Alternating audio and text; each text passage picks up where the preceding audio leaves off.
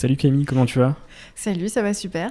Je suis très heureux de te recevoir dans le podcast. On est dans une série particulière puisque on est dans une série en collaboration avec Plug and Start et la Technopole de l'Aube, qui est un événement, un très bel événement sur lequel on va parler justement dans cet épisode.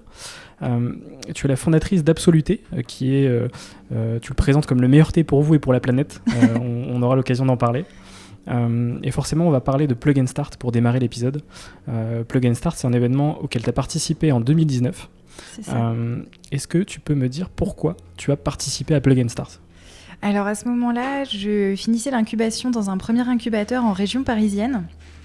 Et j'étais en train de transformer Absoluté pour passer d'une petite échelle, vraiment l'échelle expérimentale, à la suite, la vraie entreprise, et notamment rechercher des locaux en région pour pouvoir accueillir la fabrication de nos thés en poudre. Et j'avais très envie d'être accompagnée sur cette nouvelle étape par un incubateur. Donc je recherchais un peu ce qu'il y avait pas trop loin de Paris non plus. Et c'est comme ça qu'on m'a conseillé la Technopole de l'Aube. Et en particulier, ça tombait au moment où on pouvait s'inscrire pour Plug and Start. Donc c'était l'occasion idéale d'aller rencontrer un peu cet incubateur. Un timing parfait. Exactement, ça arrive parfois. C'est rare, mais ça arrive. Exactement. Est-ce que tu peux me décrire Plug and Start ? Parce que c'est vrai qu'on en parle là depuis quelques secondes, mais est-ce que tu peux me décrire un peu l'événement ? Alors, Plug and Start, c'est 2 jours et demi environ de travail entre entrepreneurs dans la bonne humeur. C'est vraiment très détendu, au-delà de l'aspect sérieux de l'événement. C'est convivial et l'idée, c'est de progresser en un temps très court sur énormément d'aspects de son projet en étant au contact d'autres entrepreneurs. Mais également de grands comptes, d'experts dans différents domaines, et puis de tout l'écosystème local, par exemple pour la partie financement, qui gravite autour de la Technopole de l'Aube. Ouais, c'est une vraie dynamique collective qui va c'est faire ça. que ça va permettre de booster le lancement de projets, quoi. Voilà, c'est ça. Et dans la joie et la bonne humeur, à 3, on nous emmène dans plein d'endroits très, très sympathiques pour découvrir aussi la ville. Moi, je ne connaissais pas du tout à ce moment-là. Ça faisait 10 ans que je vivais en région parisienne, et donc ça permettait de rencontrer les gens, les lieux, tous les acteurs aussi utiles autour de Troyes. Qu'est-ce que ça t'a apporté professionnellement et humainement, cet événement ?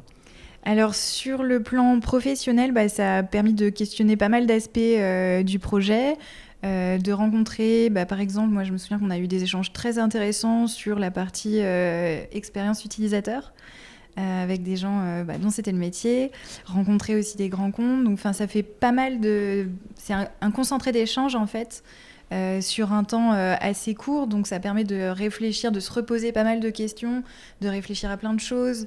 Il y a un entraînement au pitch qui était excellent aussi et qui m'a fait bien progresser là-dessus.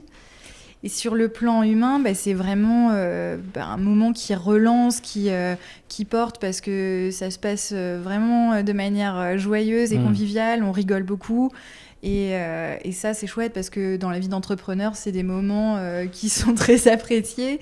Voilà, ce côté collectif où personne ne se connaît quasiment quand on arrive. Et puis au bout de 2 jours et demi, on a partagé tellement de choses que voilà, c'est vraiment une bonne ambiance. Ok, est-ce que tu peux me raconter un peu le moment fort de ton Plug and Start en 2019 ? Alors, je voudrais pas trop spoiler, mais... Spoil. Moi, j'ai énormément adoré les moments on va dire, de pyramide humaine. C'était très sympa, la petite gymnastique matinale. Et bon, évidemment aussi, le concours de pitch, ça, c'est un moment d'émotion parce que c'est le stress, et puis après on a le bonheur de pitcher son projet devant toute une assemblée très attentive, donc voilà. Oui, c'est un peu la première fois que tu parles de ton projet à une audience en fait. Alors c'était pas la première une des fois, premières, mais oui, une des premières, et puis là les gens étaient vraiment très très concentrés. C'est rare d'avoir un public qui est aussi attentif et bienveillant. Ok, super. Aujourd'hui, qu'est-ce que tu retiens de cet événement ? C'était il y a 3 ans. Qu'est-ce que tu retiens de tout ça ? Ouais, tout ce que je t'ai raconté, et puis pour moi c'était aussi le point de départ finalement donc de ce déménagement, de cette sortie de la région parisienne. Et c'est aussi ce qui m'a fait choisir comme lieu d'accompagnement et comme incubateur la Technopole. Et puis ce qui m'a amené aussi par la suite donc, à m'implanter en Haute-Marne. La prochaine édition de Plug and Start arrive très prochainement.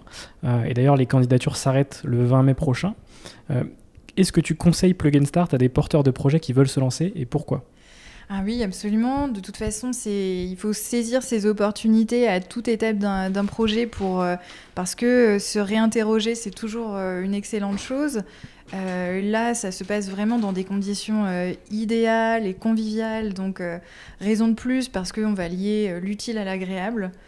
Et puis encore une fois, ça permet de rencontrer vraiment énormément d'acteurs du Grand Est qui, voilà, même si c'est pas sur le coup qu'on va faire une levée de fonds, même si c'est pas sur le moment, eh bien, on a déjà rencontré toutes ces personnes physiquement, en face à face. On a eu le temps d'échanger 5 minutes, vraiment 5-10 minutes, de les avoir recroisés au déjeuner si on en avait envie. C'est un rapport humain qui est privilégié et qu'on n'a pas en région parisienne. Puis ça permet vraiment de faire challenger son projet. Et ça, c'est hyper important dans les premiers temps forts de son aventure. C'est quelque chose d'essentiel, en fait.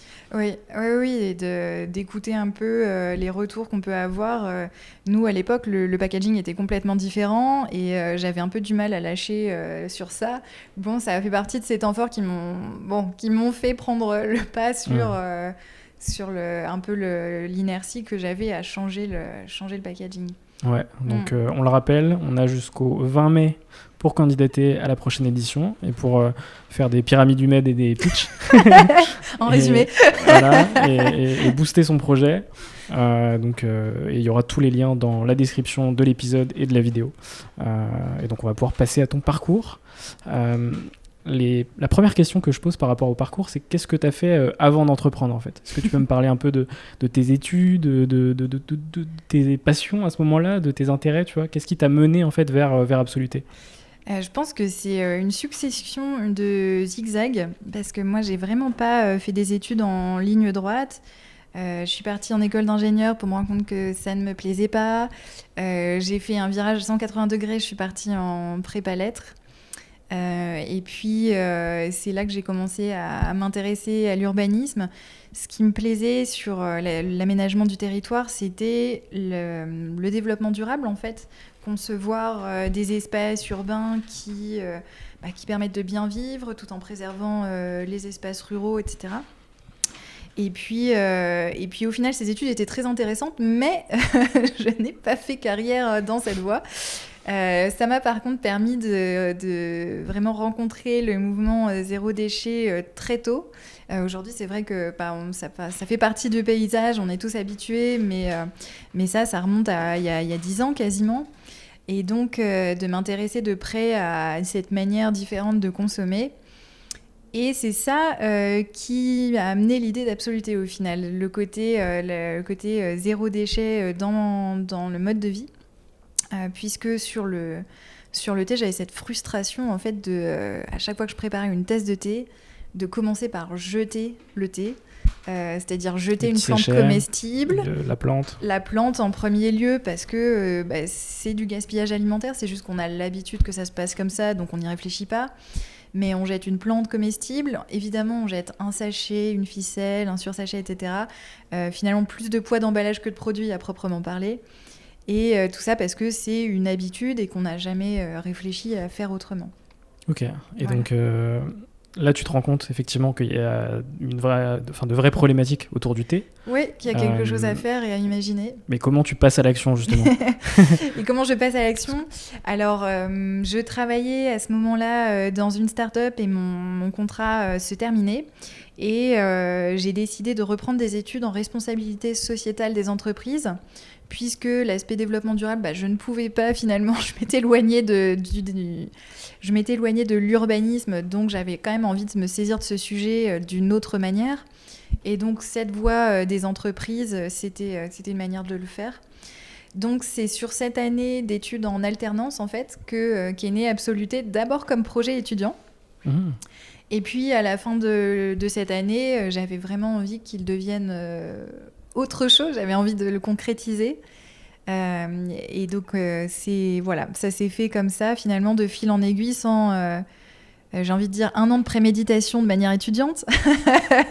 mais après, il fallait y aller. Et puis c'est comme ça que ça a commencé. Est-ce que tu veux me parler du coup du concept d'Absoluté ? Oui. Donc, Absoluté, ce sont des thés et des tisanes biologiques qui sont finement moulus. En fait, notre thé est sous forme de poudre fine, ce qui va permettre d'être soluble dans l'eau. Donc le mode d'emploi est assez différent d'un thé classique, mais il est beaucoup plus simple. Il suffit de prendre une cuillère doseuse de poudre qui se trouve dans la boîte. Je peux montrer peut-être ? Bien sûr. Ouais. Alors en fait, dans chaque boîte, on va retrouver donc la petite cuillère doseuse. Alors, hop, je mets un peu du micro. Voilà. L'idée, c'est qu'avec une cuillère, on va pouvoir faire une tasse de thé. Donc on met d'abord la poudre, puis l'eau chaude. Ou l'eau froide. Ou l'eau froide, exactement. Puisque ça peut également fonctionner en thé glacé directement à l'eau froide. La poudre fine va permettre de libérer beaucoup plus efficacement le goût et les bienfaits des plantes par rapport à des feuilles ou des fleurs entières. Ce qui fait qu'on a un thé qui est prêt en quelques instants, sans durée d'infusion, dont le goût va rester stable dans le temps, sans l'amertume typique de « Oups, j'ai oublié mon sachet 5 minutes de trop dans l'eau ». Et on va être sur un mode de consommation 0 déchet, 0 gaspillage, puisqu'on boit littéralement la plante et qu'on va utiliser 6 fois moins de plantes par tasse qu'un thé classique. Ok, c'est impressionnant. Hein. Voilà, ouais, Okay. C'est très très efficace. Et en termes de goût, qu'est-ce qu'on retrouve comme goût du coup dans ce thé ? Alors, nous, on travaille vraiment sur des plantes d'excellence. On a une grande sélection avant de pouvoir choisir le végétal qui nous plaît. Pour une simple raison, c'est qu'on travaille sans arôme. Donc il faut vraiment que ce soit le végétal qui ait toutes les saveurs que l'on veut retrouver. Et pour chaque plante, on réadapte notre procédé de mouture pour bien l'adapter et ne perdre aucun arôme naturel. Et ensuite, en termes de saveurs, on essaye justement d'avoir une gamme de plus en plus large pour s'adapter à tous les goûts. Donc par exemple, on va avoir des classiques comme le thé vert au jasmin, un thé noir à la bergamote, mais aussi des parfums plus originaux comme l'infusion de rose que je t'ai fait goûter tout à l'heure. Et puis le maté aux agrumes, par exemple, qui plaît beaucoup. On a à la fois des thés et à la fois des infusions, donc sans théine. Encore une fois, pour pouvoir répondre aux besoins de tous, s'adapter à tous les âges aussi, parce que les enfants apprécient beaucoup nos tisanes, comme elles n'ont pas d'amertume. Et voilà. Et pour arriver justement à ce produit final, comment t'es passée justement de l'idée à ce produit final Ça a été le vrai challenge. Experte du thé. Oui, ça a été notre grand challenge de développer ce savoir-faire parce qu'il y a un besoin en machine, en fait, tout simplement. Moudre de manière aussi fine, ça ne s'improvise pas. Et donc, on a dû tester énormément d'appareils différents pour acquérir les nôtres qui sont vraiment adaptés à ce que l'on souhaite faire. Même pour l'étape expérimentale, trouver un lieu qui pouvait avoir un appareil qui pouvait nous permettre de nous lancer et de tester le concept. C'était vraiment le challenge et je me souviens de pas mal de moments où j'ai échangé avec d'autres entrepreneurs qui étaient sur des projets plutôt d'ordre serviciel, qui n'avaient pas du tout ces problématiques industrielles que je pouvais avoir. Et donc oui, ça a été vraiment le gros travail qu'on a fourni et c'est un travail qu'on continue de fournir parce qu'en fait, à chaque nouvelle plante, on va devoir refaire cette R&D pour bien paramétrer nos appareils en sachant qu'en fait, nous, on va procéder en 2 temps, c'est-à-dire d'abord, on moud très finement la plante. Et ensuite, on va également tamiser pour garantir l'absence de particules trop épaisses dans la tasse. Ok, super intéressant. Voilà. Puis il y a un vrai sujet industriel derrière. Il y a un vrai savoir-faire et on en est très fiers. Super. Et tout ça en France ? Tout ça en France, oui, bien sûr. On est basé en Haute-Marne, à Nogent plus précisément. Donc, si vous connaissez peut-être les couteaux Nogent, c'est là-bas que nous situons. Génial. Ok. Est-ce que tu peux me résumer un peu les grandes étapes ? Absoluté, ça a été créé en octobre 2017 pour recontextualiser l'entreprise. Est-ce que tu peux me résumer justement les grandes étapes depuis 2017 ? Alors, les grandes étapes, ça a été la création de la micro-entreprise en août 2018. Parce qu'avant, c'était encore la phase de préparation, passé et sortie du projet étudiant, préparation, préparation du projet vraiment entrepreneurial. Donc, micro-entreprise en 2018, donc, ce qui signifie qu'à ce moment-là, je suis toute seule. Je commence donc dans des locaux partagés. Ensuite, la grande étape, il y a eu Plug & Start qui marquait un peu cette transition. Très peu de temps après, je rencontrais également mon associé actuel, puisque désormais, depuis fin 2019, on est deux, avec David. L'étape suivante, je dirais que c'est 2021. Alors, parce qu'entre les deux, il y a quand même eu le Covid qui nous a malheureusement... On va en parler. D'accord, pas mal freiné. Donc, 2021, en fait, le 7 janvier, on pose nos cartons en Haute-Marne dans notre atelier. La majeure partie de nos affaires sont déjà arrivées, mais donc on monte tout, quoi, les racks de stockage. On utilise un carton pour faire bureau pendant quelques semaines. Voilà, ça c'était le dernier grand temps fort. Et puis depuis, on se perfectionne. Et puis j'espère, on a gagné quelques beaux concours l'été dernier. Donc ça c'est pareil, c'est toujours des bons moments, ça relance, ça permet à nouveau de rencontrer d'autres entrepreneurs. Puis d'avoir encore plus de légitimité aussi autour du produit. C'est certain. On va dans la bonne direction. Oui, ça fonctionne un peu comme des labels, même si ça n'en est pas, mais finalement gagner des concours, c'est effectivement très valorisant aux yeux de nos partenaires professionnels notamment. Ok. Je vais te poser une question que j'ai rajoutée en 2020, qui du coup est reliée à ce que tu m'as dit il y a quelques secondes. Quel a été justement l'impact de la pandémie sur ton business ? Alors nous, ça a été beaucoup de retard et sur une partie notamment, puisque au moment du Covid, c'était le moment où on était en train de chercher notre microniseur. Alors c'est le terme technique pour désigner la machine qui moue les plantes très finement. Donc on avait pas mal d'essais comme ça prévus un peu en France et dans les pays frontaliers. Et donc tout s'arrête, impossible d'effectuer ces tests. Le temps ensuite que ces entreprises reprennent le fil de tous les autres essais. Pour certaines, il y avait des prêts de machines qui n'étaient pas encore revenus, etc. Donc nous, en fait, ça nous a apporté finalement... je dirais 8 à 10 mois de retard sur la partie industrielle.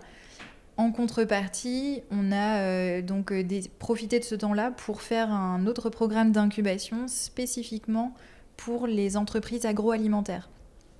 Donc finalement, on a réinvesti le temps qu'on ne pouvait plus passer sur cette partie de test et d'industrialisation. On les a réinvestis dans de l'apprentissage, tout simplement, sur du marketing, des choses comme ça.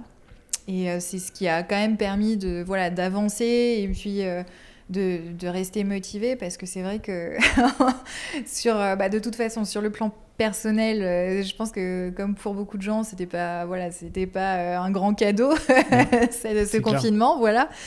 Et c'est vrai que quand en plus ça met un énorme coup d'arrêt sur les projets, en sachant qu'on cherche toujours à aller vite, parce que c'est ça quand même la règle du jeu dans une startup, c'est d'aller toujours assez vite, à un rythme soutenu en tout cas.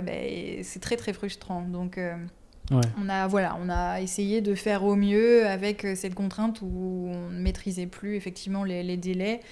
Et en sachant qu'après, on a bien vu une grosse aussi désorganisation de toutes les chaînes logistiques sur, par exemple, le thé. Il y a eu des ruptures de stock assez longues, bien plus longues que ce qu'on n'avait jamais vu jusqu'à présent.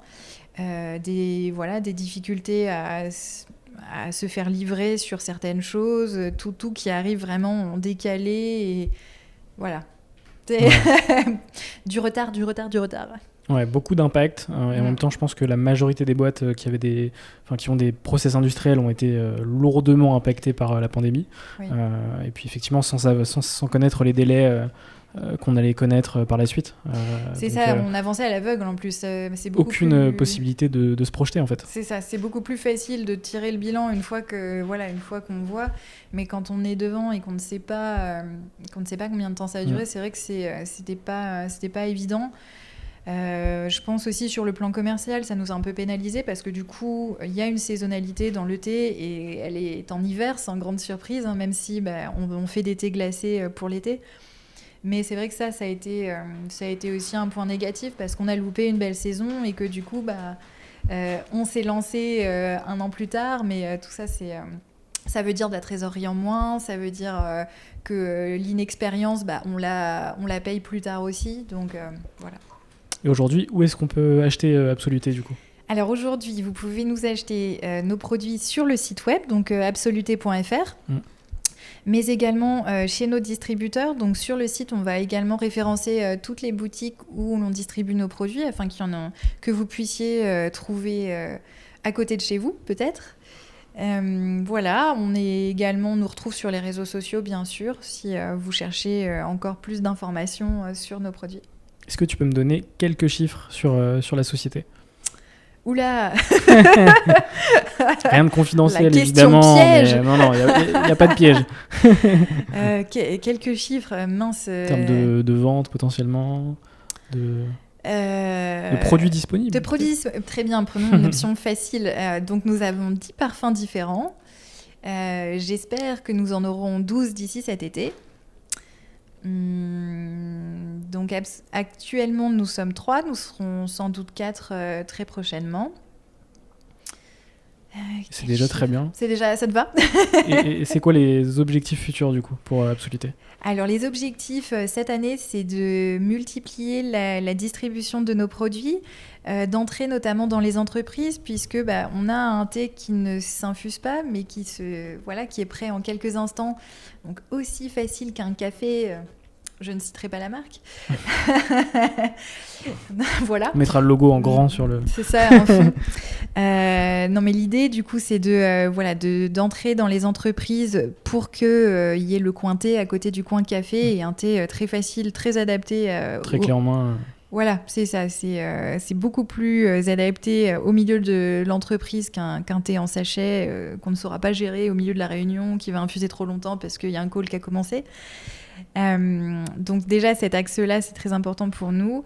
Continuer tout l'aspect distribution donc par les épiceries fines. On aimerait entrer également en magasin bio, lancer l'offre de vrac également, ça c'est vraiment très, très prochainement. Et puis se tourner un petit peu déjà vers l'international, ça c'est un enjeu. Ok, super. Et écoute, on va pouvoir passer à la partie bilan, avec 2 questions un peu bilan sur ton aventure. Pas de piège, encore une fois. La première, c'est quel a été le moment le plus difficile de ton aventure entrepreneuriale ? Je dirais que c'est peu de temps avant Plug & Start, parce qu'à ce moment-là, ça fait donc un certain temps que je travaille toute seule. Ce qui n'avait jamais été mon objectif en fait. Moi, je voyais vraiment cette aventure comme une aventure collective, mais il s'est trouvé que finalement j'étais seule à gérer vraiment tout de A à Z, et j'avais un peu ce sentiment que ça se faisait, que j'arrivais à essoufflement, que ça se faisait à bout de bras et pas de manière... que j'arrivais pas à être assez qualitative parce que j'étais toute seule. Donc ce moment-là où en plus je me l'avouais pas, mais que j'avais vraiment besoin d'un associé et que c'était indispensable pour poursuivre, ça c'était un moment assez difficile, d'autant que c'est pas évident de trouver un ou une associée. C'est une des grosses problématiques, je pense, des entrepreneurs. Hein. Oui, complètement, parce que les gens pensent que l'entrepreneuriat, c'est soit on a une idée, soit rien.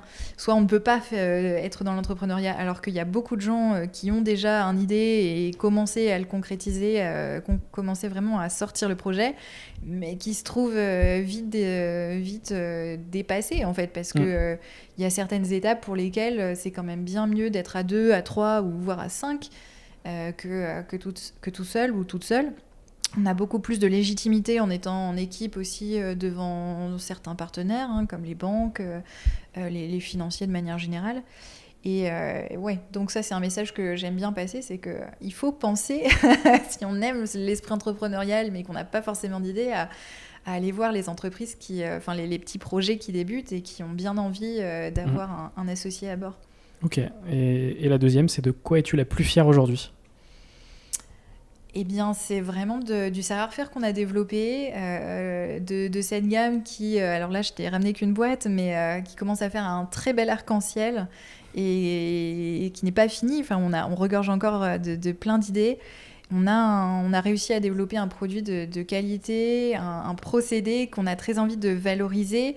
Et au-delà du thé, en fait, puisque on a des poudres de plantes, des poudres de fleurs, de thé, de fruits également, qui peuvent servir d'ingrédients, en fait, de matières premières pour d'autres produits alimentaires, par exemple pour faire des glaces, pour venir donner du goût à des madeleines, à des gâteaux, à de la crème anglaise. Et Oui, donc le potentiel ne s'arrête pas au thé. voilà, c'est Ce ça. sera absolu. Il faut qu'on trouve le nom. Mais effectivement, l'idée, c'est d'aller proposer nos produits en tant qu'ingrédients pour bien d'autres personnes. Et on est déjà ravis que certains restaurateurs aient fait des desserts magnifiques Génial. avec nos poudres d'infusion ou de thé. Ok, super. Bah, ça promet pour la suite. On va pouvoir passer à l'avant-dernière partie du podcast sur les rencontres, le mindset et l'entrepreneuriat. La première, c'est est-ce que tu peux me parler d'une rencontre qui a marqué ton aventure ? Par rapport à ce dont je te parlais, rencontrer mon associé, c'était une rencontre absolument déterminante. Moi, j'ai aussi envie de dire que la rencontre avec notre banquier, ça a été déterminant parce que finalement, on a rencontré un partenaire qui avait regardé notre dossier, qui nous a reçus et bien reçus. Et qui nous a suivis, en fait. C'est-à-dire qu'à ce moment-là, on n'avait pas encore de prêts d'honneur qui servent habituellement à aller convaincre les banques de financer, de cofinancer du coup le projet.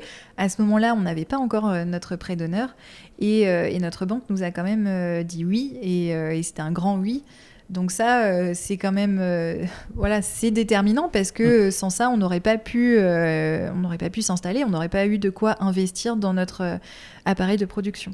Ouais, les partenaires sont clés et justement déterminants, que ce soit les experts comptables, les banques, Oui. mais aussi les écosystèmes, les événements, comme Plug and Start par exemple.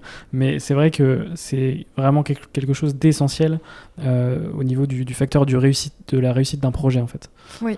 Donc ça c'est important aussi de le rappeler. La deuxième question, c'est est-ce que tu peux me citer une personne qui t'inspire aujourd'hui ? Je suis très très mauvaise à cette question. J'aime pas avoir de modèle en fait. Ça doit être mon côté impertinente.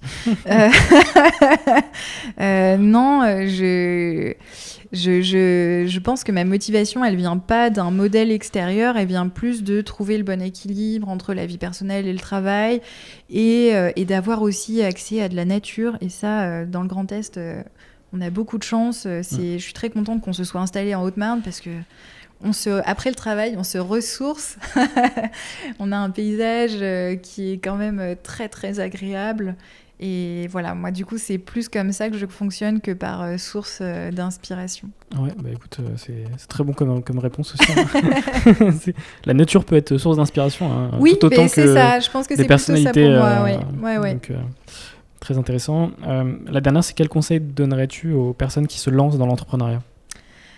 Le conseil que je donnerais, c'est de s'entourer absolument, de profiter effectivement de toutes les occasions pour rencontrer plus de gens. Donc Plug and Start, c'est un excellent événement pour le faire. Mais il y en a plein de manière générale qui peuvent être plus courts. Juste des petites soirées de networking, c'est hyper important. Et dans la plupart des cas, en plus, c'est toujours aussi convivial parce que le jour, on travaille, mais le soir, c'est encore le travail, mais c'est le travail avec une autre dimension aussi. On sort un peu de la solitude et on va rencontrer d'autres personnes. Donc s'entourer le plus possible et puis bien garder en tête que certes, il faut avancer à un rythme soutenu, mais en même temps, construire une entreprise, ça se joue sur des temps longs. Donc c'est pas non plus un sprint, c'est un marathon. Ouais, exactement. Voilà, il faut tenir longtemps et puis donc trouver son équilibre avec cette notion de durée, cette notion d'effort qui est importante. Donc savoir aussi prendre des temps de repos. Ça, je pense que c'est très difficile au début. parce qu'on a envie de tout donner pour son projet. Mais il y a des fois où c'est plus utile aussi de prendre des vraies vacances, des vacances où on ne regarde pas ses mails, parce que il faut se ressourcer. Et comme c'est sur de la longueur, on parle de plusieurs années pour que les projets aboutissent. Voilà, et c'est pas payant de travailler de manière trop intense pendant un certain temps et de se retrouver. Parce qu'on en voit beaucoup, en fait, des entrepreneurs qui font des crises de surmenage. Voilà, il vaut mieux savoir aussi équilibrer et s'écouter par moment. Voilà. Encore une fois, s'entourer, on peut pas forcément agrandir l'équipe. Ça peut être une solution.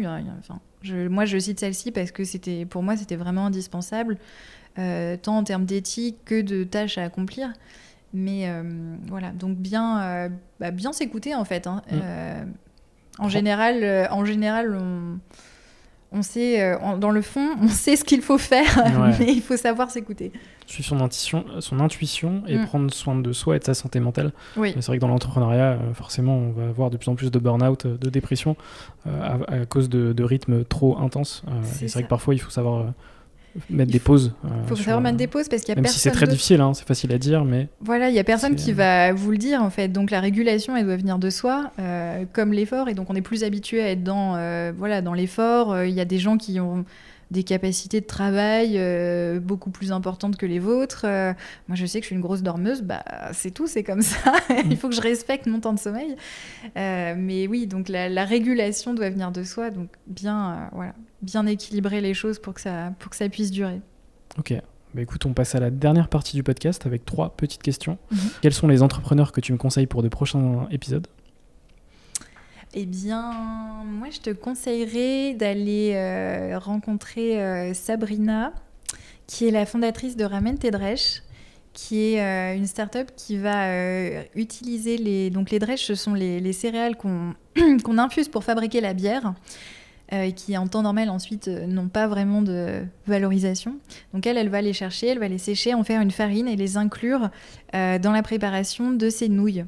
Ok. Voilà. Donc, Super elle crée un produit qui est à la fois sain, parce que très nutritif, et aussi qui réemploie du coup ce qui est le sous-produit d'une autre activité alimentaire. Et en plus, elle est très sympathique. Super, merci pour la reco, je note. Et puis la dernière, c'est quoi pour toi un entrepreneur ? Vaste question, mais je dirais que c'est de manière assez bête, c'est quelqu'un qui croit en son projet et qui le concrétise. Je pense qu'assez vite, c'est quelqu'un qui ne vit plus que par son projet. Je pense qu'on sait qu'on est entrepreneur quand autour de soi, les amis te demandent plus comment tu vas, mais comment va ton projet. C'est un signe que de l'entrepreneuriat. C'est un investissement, un grand investissement dans son projet, avec la croyance que ça va marcher. Et ce sera le mot de la fin. Merci beaucoup Camille pour cet échange. Merci à toi. Et puis merci à Plug & Start pour la collaboration aussi sur cette série. On rappelle que les candidatures sont jusqu'au 20 mai. Donc il est encore temps de s'inscrire pour la prochaine édition de Plug & Start. Et puis de créer et propulser une aussi belle boîte que Capsoluté. Oui, puis avec un peu de chance, les inscrits gagneront peut-être le concours de Plug & Start, parce que ça aussi, c'est un beau coup de lumière sur leur projet. Exactement. Eh bien, merci beaucoup Camille, et puis à bientôt sur Serial Entrepreneur. À bientôt.